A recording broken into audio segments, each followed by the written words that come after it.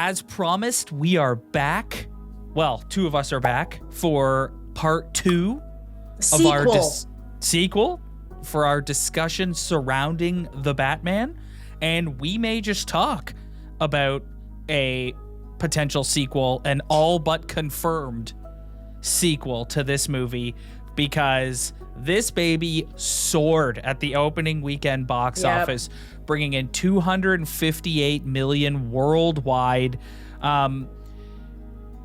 If you and I are any indication, this thing's going to have some legs for 2 reasons. 1, multiple viewings. Yep. And 2, like we always talk about, word of mouth. For sure. And then you also have this is the timing of this movie was so well thought out because there's not really much competition. You have Uncharted in the mix, but for the most part, there isn't that much competition. And then also we're now, in Toronto and other areas of the world, we're kind of getting into this learning to live with COVID kind of world. So people are ready to go back to the theater. Both the viewings that I went to, the theater was packed. It was full. Yep. So this was people come out for Batman, let's be honest. Mm-hmm. So a couple things I want to talk about as we progress and wait for the pending sequel announcement. Chief among them is rataalada.com. So we all know Rata Alada from those who've seen the movie. Spoilers, by the way. You should know ahead of time that we're going to be talking heavy spoilers on this. Come on. If you've seen the movie, you all know what rataalada.com is. So when you go to rataalada.com, it starts off with sort of a coded riddle. And thanks to the good people of Reddit and Twitter who are much smarter than me, this riddle decoded says, "You think I'm finished, but perhaps you don't know the full truth. Every ending is a new beginning and something is coming." So if that doesn't indicate, push you towards a potential sequel or maybe an announcement of one of these shows, there's also a loading screen that's going up 1% every hour. And again, people who are smarter than me have deduced that this will hit 100% by Friday. Yeah.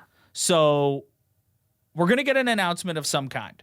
So we know for sure the TV shows are happening. Yeah. We did get some news this week from Matt Reeves doing various podcast interviews where he said the GCPD show is no more. Apparently the studio was not stoked on this.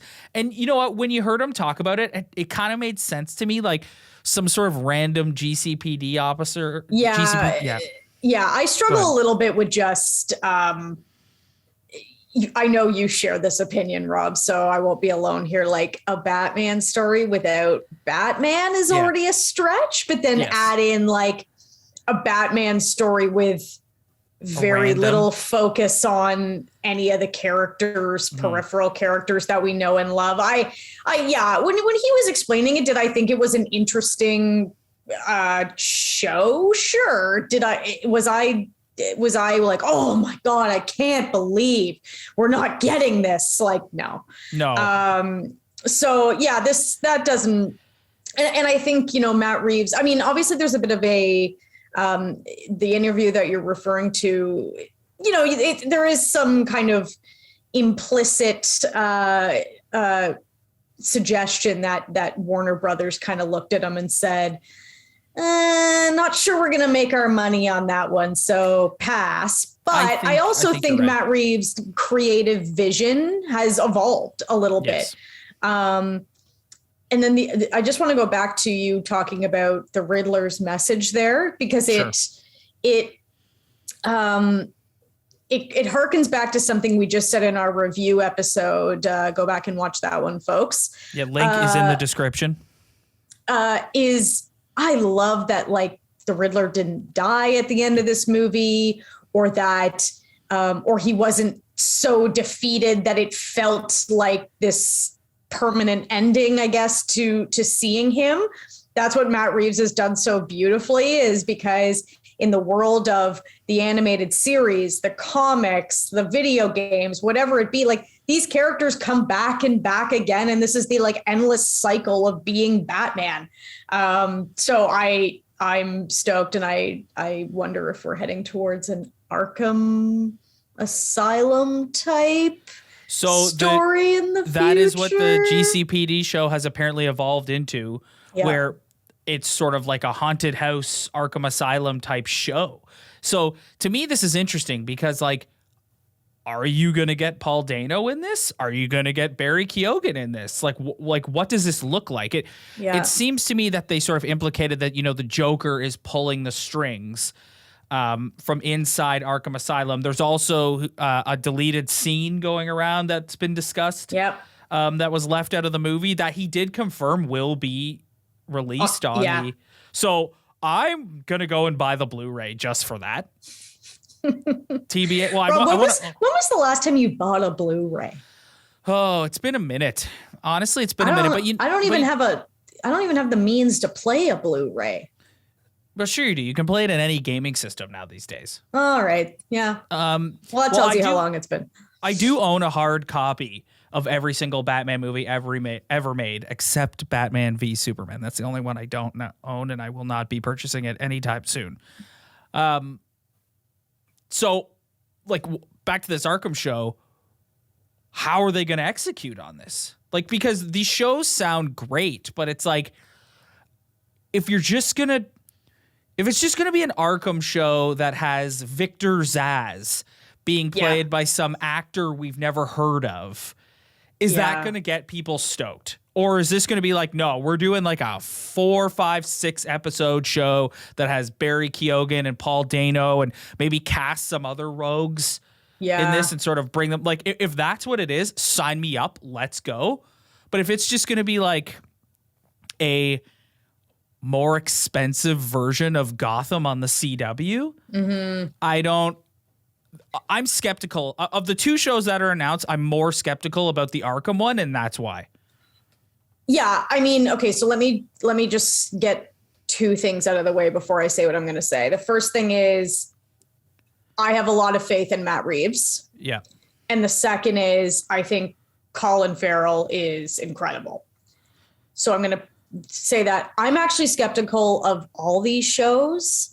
And the reason why is because, one, we've talked about this before on this podcast. It just reeks of executive meddling of like, well, we've got HBO Max, so we got to make sure we're using that. And movies take too long to make and they're too expensive. So let's throw some shows in the mix. That'll get subscribers. There's a little bit of that I don't love.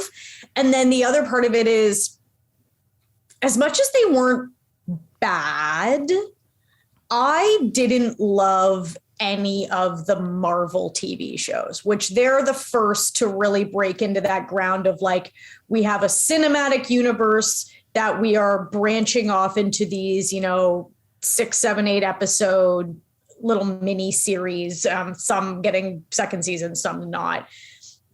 I all of those just didn't, I'm never going to watch any of them again. Whereas I've gone back and I've watched Daredevil season 1 again. They left me a little flat. And I think that they also, Kevin Feige is also, someone to be really respected for creative vision and having a direction. But that also kind of reeks of like Disney being like, we have Disney Plus, use it, please. So especially the Arkham show, but even the Penguin show, I'm just like, I don't know, like let's just keep this in the movies. If they can keep it to a minimum 2 shows, I think part of the issue Marvel's had is there's been a lot of them. Yeah, true. And you can't catch lightning in a bottle every single time. Yeah.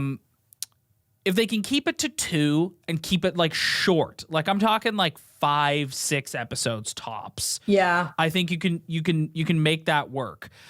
The Penguin one, I don't share your concern. I think you have Colin Farrell signed on. The way I heard Matt Reeves describe it was a sort of Scarface rise to prominence, and he's the main character, and it's just him trying to prove how ruthless he can be in becoming the kingpin of crime in Gotham. And to me, that's exciting. Also, the flip side to your point there is Star Wars. The Star Wars TV shows have been far better than the movies. Very true. So the only thing is, keep it contained, 2 shows, get all the actors, don't go longer than you need to, and this can work, I think. But how do you feel about that? So, I heard the same interview with Matt Reeves where he talked about that the Penguin show is taking place like after this movie, right? So how do you feel about a 6, 7, 8 episode arc where you have the Penguin doing bad things and we have no Batman to respond? I think to your point of that you've made a couple of times in our last episode is I think it makes sense because that's this version of Gotham. And I think the Penguin, he's not the real Oswald Cobblepot is not a quote unquote super villain. Like he's True. a mobster. So Batman kind of allows him to operate at times because that can Because he can't be everywhere. Because he can't be everywhere. And also it's just kind of like he can go to Cobblepot for information at times. When like it just makes sense. If we're gonna make this like animated series Arkham style universe, it makes sense that these guys are just out doing things, right? And the real crazies like the Riddler who are murdering people are in Arkham Asylum.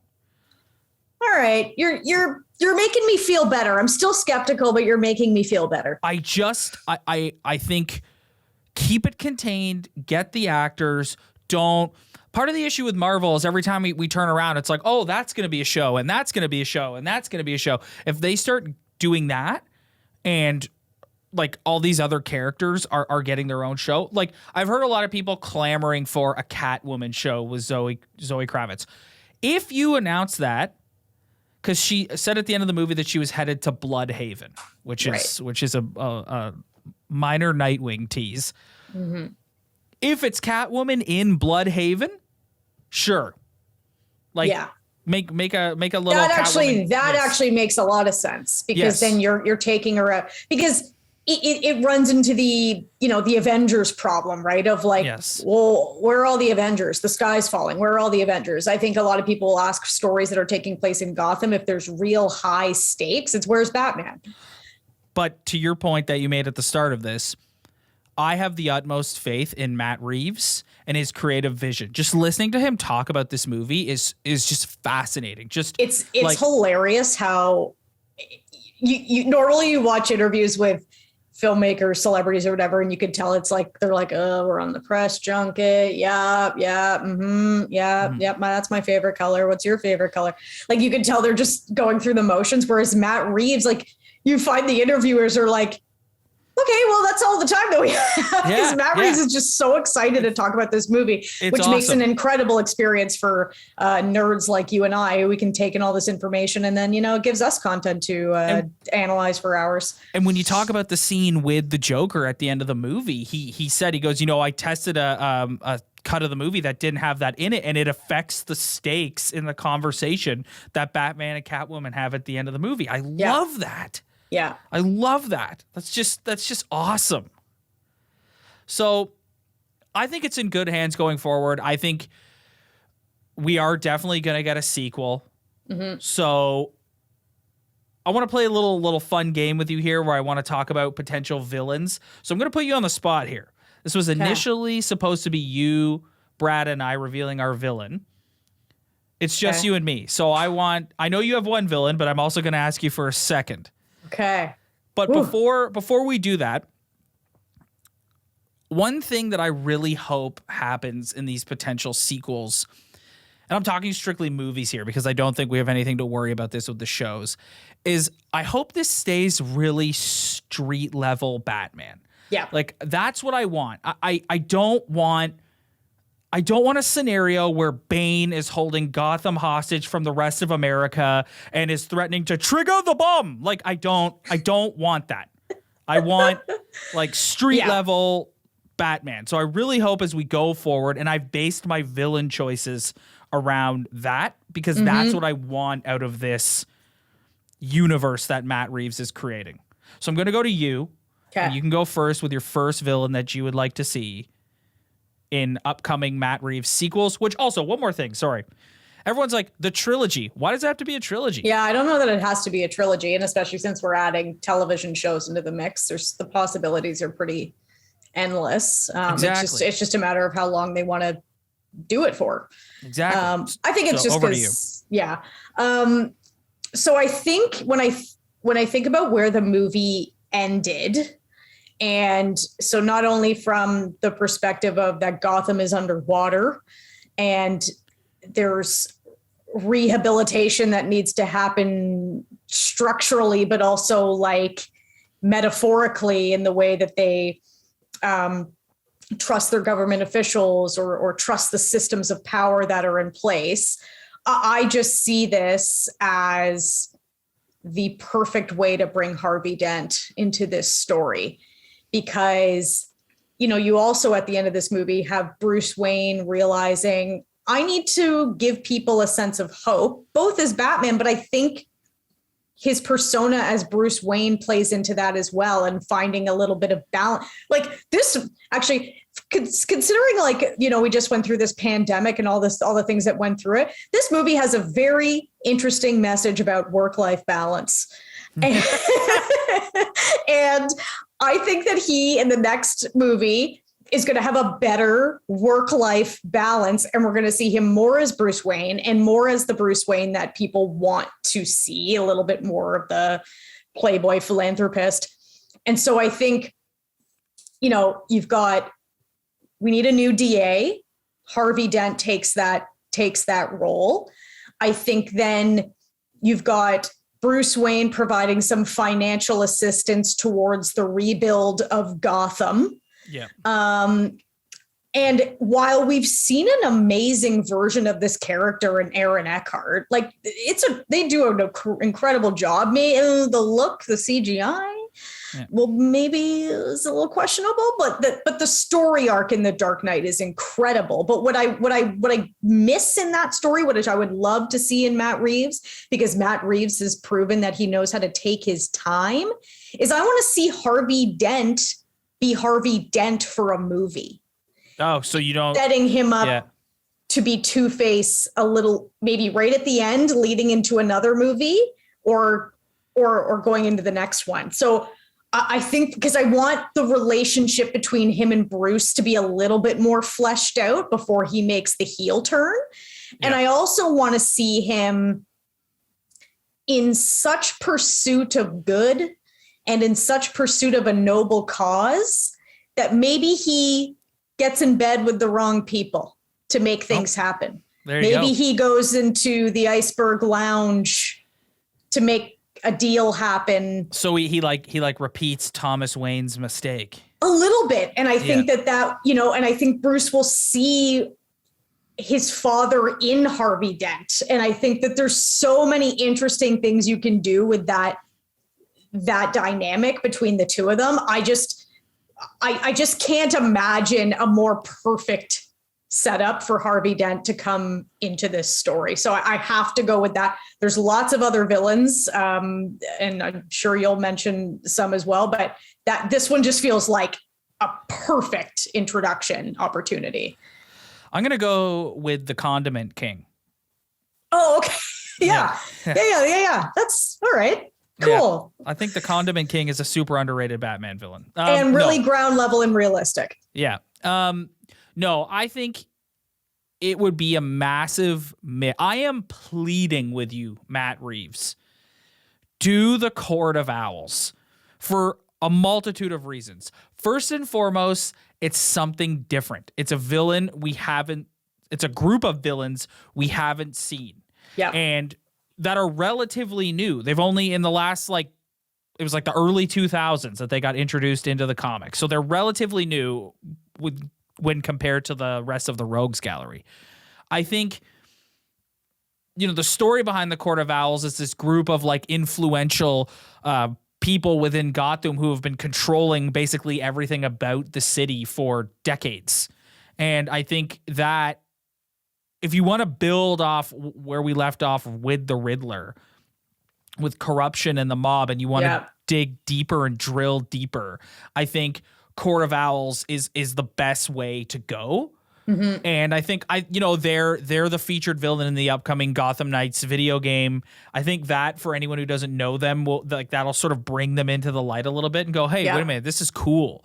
They've got they were in the Gotham TV show, like the one that was on the CW. So there's some general audience who there's certain things about it I think you would need to change. Like they have their like warrior, the Talon, I believe he is, who's like a ghost essentially. So I don't think you would make him an undead being. I think he could just be a warrior who works for the Court of Owls. Yeah. But I think it would be a huge miss to not do the Court of Owls in this rendition. Yeah, and I mean like it's pretty amazing that they were introduced in like 2011, 2009. Like they're really recent in like Batman mythology, and they've made such a big impact across video games. They were in the Gotham TV show. I could go on. 2011. Yeah. And I think what's also because the one complaint I could maybe see people having about Court of Owls is for people who aren't as tuned into 2011 and beyond Batman. They might be like, well, I don't know that character. They make it up. But what my response would be to those people is Matt Reeves has just proven in this last movie that he can juggle 1,000 characters and make it make sense. Yeah, takes him on a journey through Gotham and all the other villains that'll pop up. Yeah. Totally. Okay. Is this me giving my second one now? This is you giving your second one now. All right. Well, you put me on the spot on this one. You at least gave me a heads up before the show to have one prepared. So I mean, let me just first say that like, because Matt Reeves has done I love the Riddler. Like I am a Riddler stan, but there was a version of that. I mean, we saw Jim Carrey's rendition, but there's a version where that could have been really silly. And Matt Reeves did a really good job of making it not silly. So there are characters that we haven't seen done justice, like Mr. Freeze. Yeah, that would be the fanboys on Reddit. They are clamoring for Mr. Freeze. Yeah. So I just wanted to mention that, but that's not my pick. Okay. Because you brought up that this doesn't have to be a trilogy. Yeah. I'm looking far into the future. Yeah. And I want to put forth one of my favorite villains, one of my favorite Batman movies of all time. Oh my God, no way. Is Jason Todd as Red Hood. Okay. Nice. So that brings me to, so I was going to ask you this after this conversation, but since you're bringing it up now, let's talk about it now. Do you think a Robin, which would eventually become like a Red Hood, whatever, do you think a Robin can work in this Matt Reeves world? I think so. I think there would have to be some liberties taken, like him being an acrobat in the circus might not work as well anymore. Yes. Like I think we have to take some liberties where, you know what, in the 30s when and that time frame when these comics were first coming out and we were first seeing Robin, like having a kid be in the circus made a hell of a lot more sense than it does in 2022. So I think maybe we have to refresh the origin a little bit, and we maybe have to think about the costume a little bit. Do we think of the mayor's kid who, like, I mean, that's direct eye contact and reached for Batman's hand at the end of the film? Like, there's a real possibility there. You can see how a kid would look to, you know, having had those experiences would then be inspired to try and emulate Batman. That being said, I don't want to fall. You may remember in Batman Begins when the kid's like, all the kids are saying that like they don't believe in you or whatever the heck it is. They won't believe me. And then he throws them and so it's like, and everyone was like, that's Robin. And it's like, no, it wasn't. So I don't want to get too much into the hype culture, but this is just a very interesting tidbit that I'm going to throw out as well. So the kid at the beginning of the movie who's painted in the half clown face is Tim Drake on the Titans TV show. I don't think they're tying that in, but it's just kind of interesting. Like I truly think anything is possible, because I think Matt Reeves and I use the Riddler as the example. He knew which elements to keep. Like, how campy is it that when they catch him, he's making a question mark in his coffee cup? Like, yeah. So it's like we can keep the campy elements, but we need to modernize for the world that we're in now. So I have utmost faith that he could do Robin. Now, then extrapolating that to my pick of the Red Hood, like, you just have, like, I am a fan of Batman villains that challenge him emotionally and psychologically. And I don't think there's any more challenging situation for Batman. It's a monster that he really helped create. Like, yeah, you could maybe say that of all the villains, because sometimes there's that chicken and the egg discussion of, do these villains exist because there's a Batman, or does Batman exist because there's these villains? Yeah. But there's no dispute that Batman played a pretty clear role in Jason Todd's journey to becoming the Red Hood. And I love that animated movie. I love, again, just like the situation it puts him in of testing his, like how Jason wants to kill the Joker and just like Batman still won't. And all of that is so good. I think Matt Reeves would do such an incredible job of also the fight scenes between like an R-Pats and an actor who, like has been trained to fight by this version of Batman. Like, I just think it would be incredible. So that one's maybe a little unrealistic, but you think it would be cool. He's in one of my top 5 favorite villains. If it carries on longer than 3 movies, I definitely think that could be something that they introduce. So for my second choice, I want to preface it with a couple of things. I put a lot of thought into this one, and there's a lot of cool Batman villains.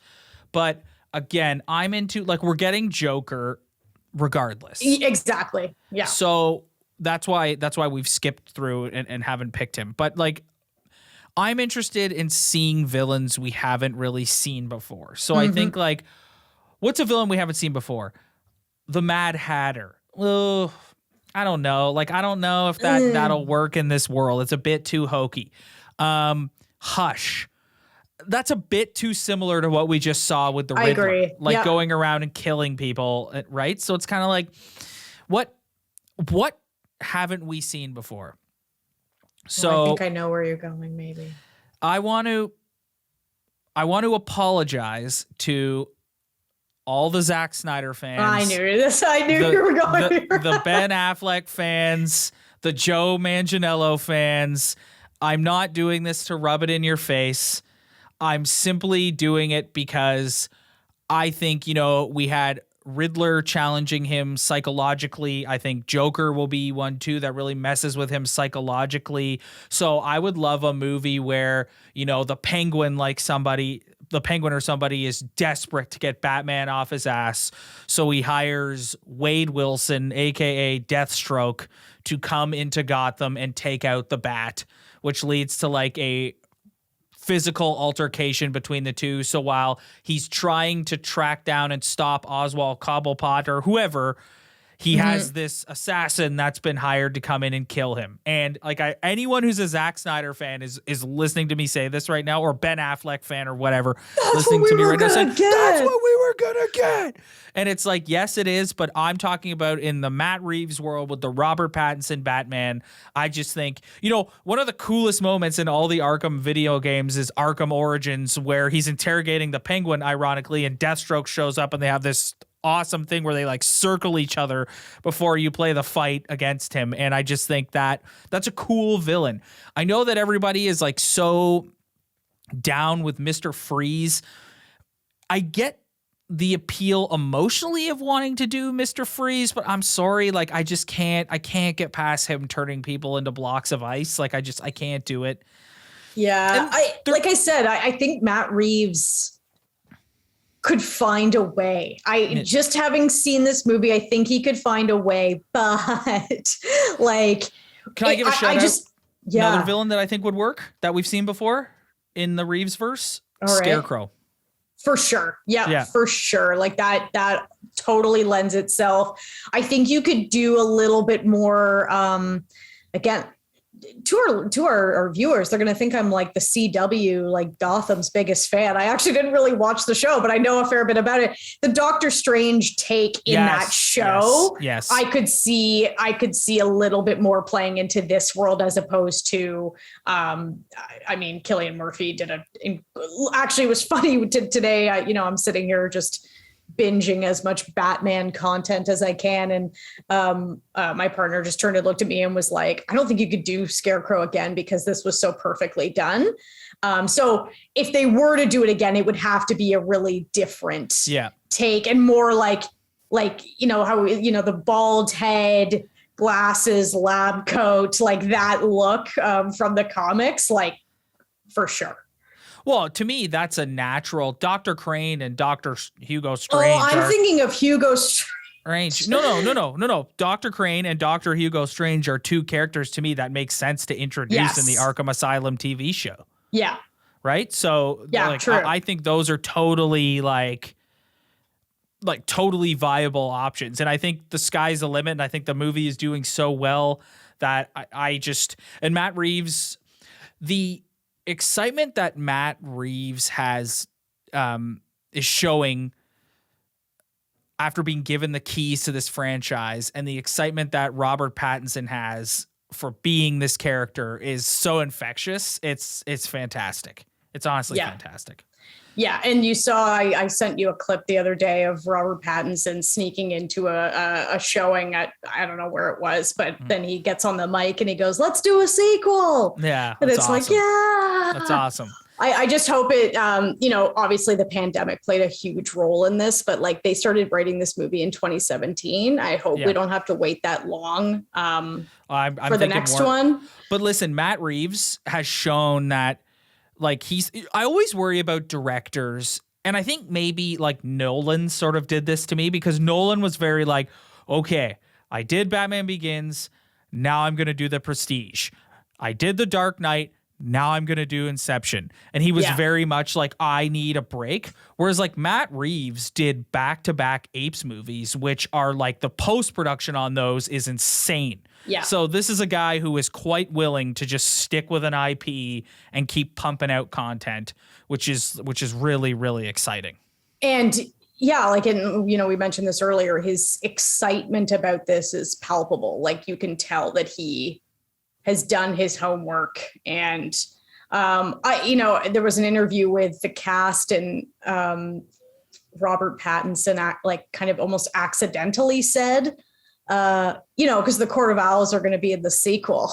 Yeah. And I was like, oh, and then Paul Dano was like, don't say anything. No, man. So like, I think I say all that to say, like, I think there's a vision, whereas I think you're right. Like, I think Nolan flashed the Joker card at the end of Batman Begins. I think he was, placing the foundations and like the little Easter eggs to move forward. But I do really feel that he took that franchise one movie at a time. Yeah. Whereas I think Reeves has a broader vision that I'm excited about, and hope we see some of the villains we talked about, and we see the Riddler again, and all the things that were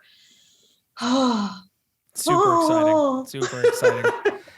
All right, Kelly, I think that's going to do it for us this week. I am surprised that I was trying to think of what villains you would. Who did you think I was going to say there for a minute? Egghead from the 60s TV show. Oh, okay. Yep. King Tut. Yep, makes total sense. Calendar Man. Yep. The Clock King. Yeah, those are all my favorites. Yeah, those are all the Egghead for sure. You know what I really hope that we do? Like, I hope we have a storyline with the Penguin in the next one, where they turn all the, maybe members of the police force or whoever's on the side of good into piles of dust. Yes. And colorful sand, and then we scoop them up. That's what I hope plays out. Yes. I hope we see that. I think, listen, there's some people who I listen to them review this movie, and I honestly think that's what they want. That they want him like before quickly before we get out of here, your take on that. I do think there's people who do view this as an extension of what Nolan did. And I know that you and I are people who are fans of this version of the character, but like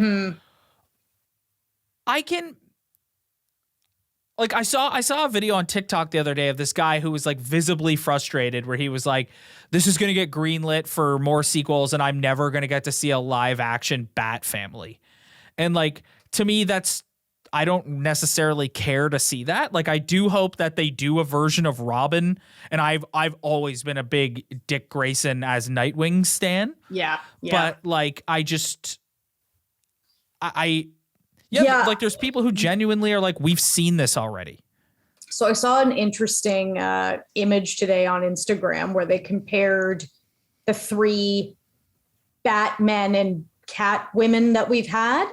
Mm-hmm. And it was funny because the first one's 1992, the second one's 2012, and the third one's 2022. Yeah.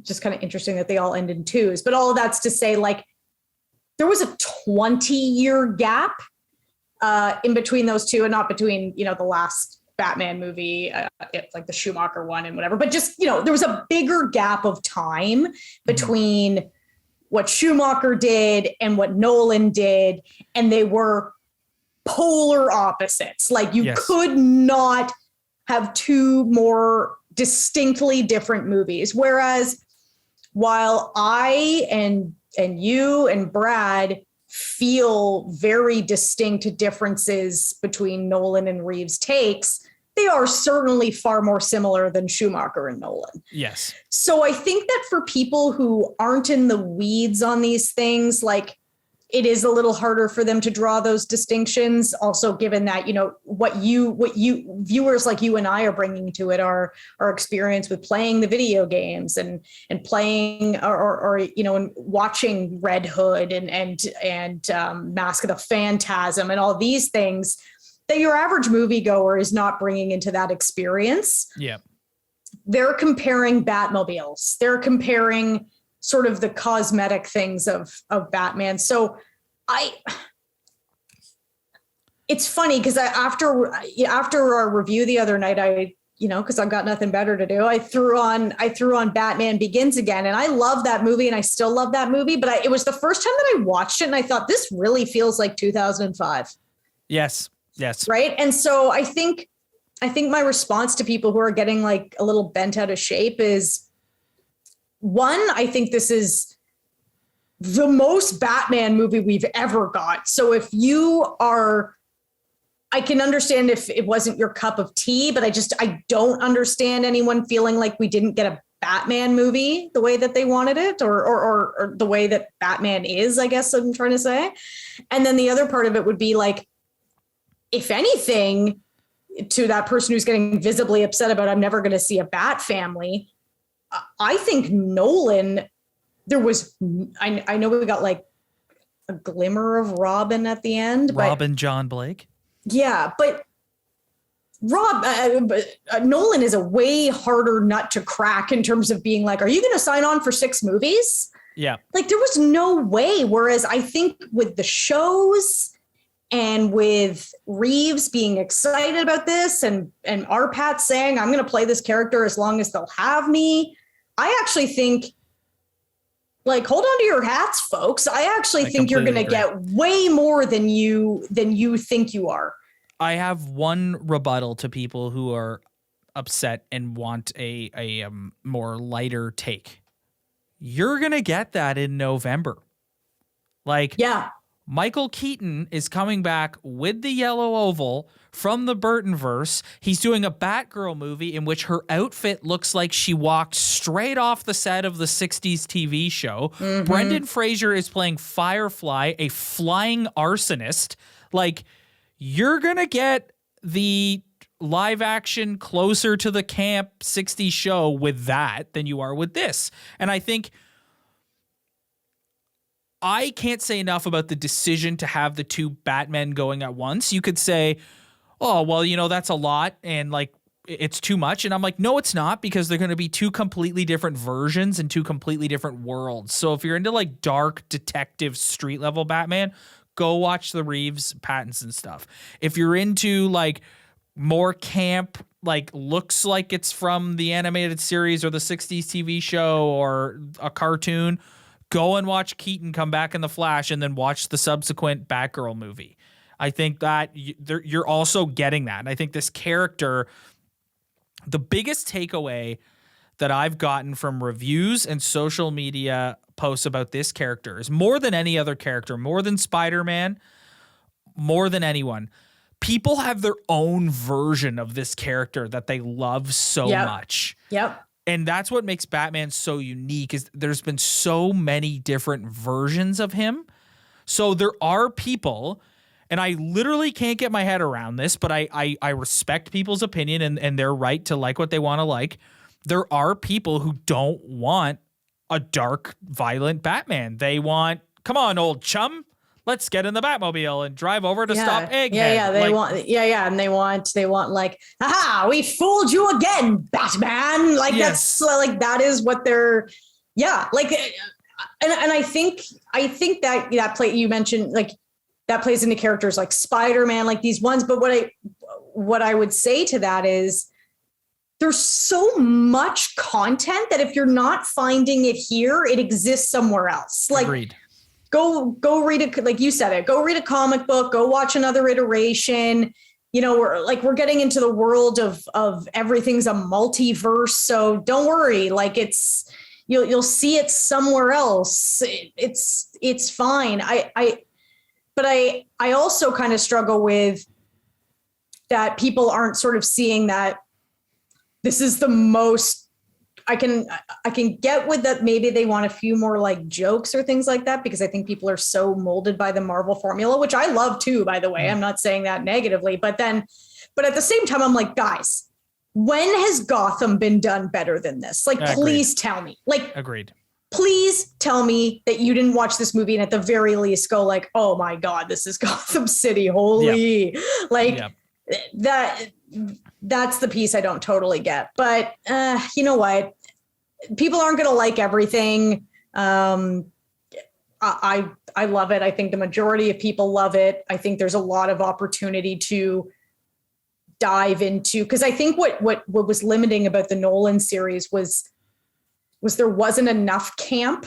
Yes. To dive, like you really had to be selective with like what villains we were going to have and how we were going to handle it, because it had to be real. It had to be so real. Whereas Reeves has done a really good job of being like, let's not do something, let's not do something too silly. Let's not turn someone into a block of ice. Yeah. But, it's a world in which we're going to bump into, you mentioned him earlier, we might bump into Victor Zsasz in 44 Below on our way to go interrogate the Penguin again. And then as you're walking out, be careful because Deathstroke is around the corner. Watch it. Like, all of that's possible in the same world, in the same movie. Yeah. Well, I think that's that'll do it for our Batman movie review and then subsequent Batman. Where do we go from here? Post-mortem discussion. Yeah. That doesn't mean I'm going to stop talking about Batman anytime soon on this podcast. Should we rebrand? The good news is come November, we'll be reviewing another movie that features Batman in it, and that's our next piece of Batman content coming, and I'm excited for that. Honestly, I'm excited for that too. I am. Yeah. Yeah. Sure. All right. There you go. All right. Thanks everybody for checking us out. If you like what you see, hit that like and subscribe button below. Also, a link to our full spoiler review of the actual film, The Batman, is below. Spread the word. Tell your friends. We really appreciate it. Also, if you're listening to the audio version of this podcast, leave a little 5-star review. Give us a follow. That always helps, and we really appreciate that. Why not? We'll see you guys next week. See ya.